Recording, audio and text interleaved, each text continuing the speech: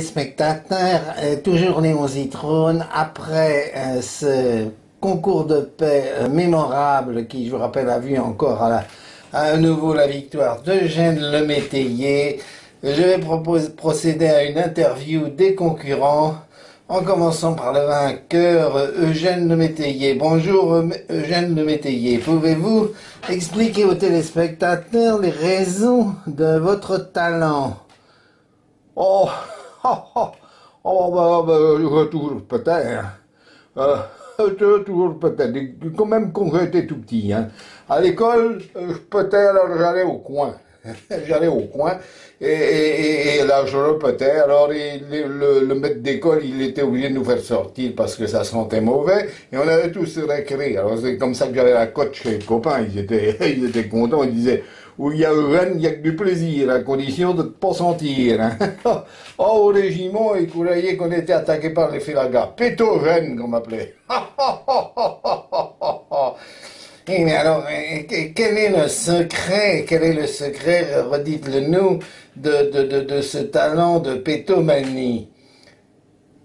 Ben, je l'ai déjà dit, c'est pas compliqué, hein. C'est 2 têtes de cochon par jour, je les commande à Goron, hein. Et puis dans le coin, ils disent même aux gamins, t'as une tête de cochon, tu finiras dans l'assiette du Borgène. Oh, elle est bonne, hein.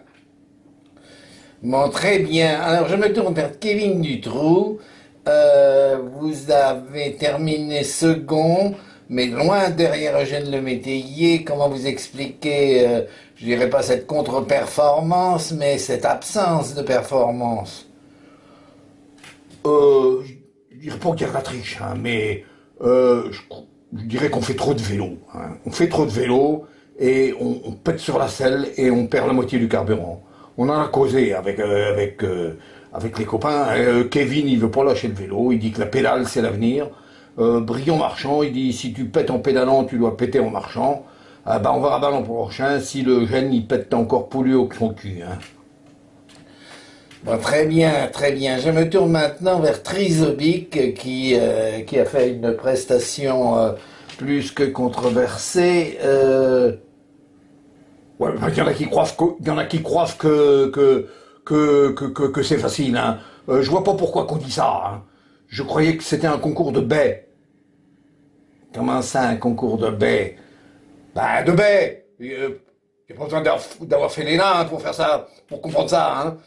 C'est comme ça que causent les chèvres. C'est pas à comparaître. Hein. Bon, avec les biques, quand je m'en occupe, elles ont pète de trouille. Mais là, c'est moins facile. Hein. C'est même plus pire. Hein. Bon, très bien, très bien, très bien. Et Madame Crouillot, qu'est-ce que vous dites? Oh, je vais vous dire, je suis absolument dévastée parce que je n'aime pas la vulgarité. J'ai cru que c'était un concours pour la paix. Hein. À la maison, je ne pète jamais, sauf quelquefois dans les toilettes, parce que Papy Crouillot ne supporterait pas. Il supporte ni les décolletés, ni les paix. Et puis maintenant, je suis la risée du village. Le charcutier m'a regardé et m'a dit « Alors, vous avez perdu vos rillettes dans votre culotte ?» C'est que la recette n'était pas au point. Vous vous rendez compte, hein?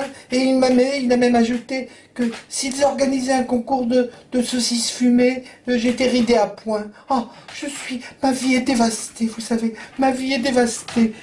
Je crois que, non, il faut que les gendarmes interviennent. C'est pas possible, hein. Bon, écoutez, ben voilà, chers téléspectateurs, on vous donne rendez-vous à l'an prochain pour le prochain concours de paix qui, j'espère, sera aussi folklorique que celui auquel nous venons d'assister. À vous, Cognac G.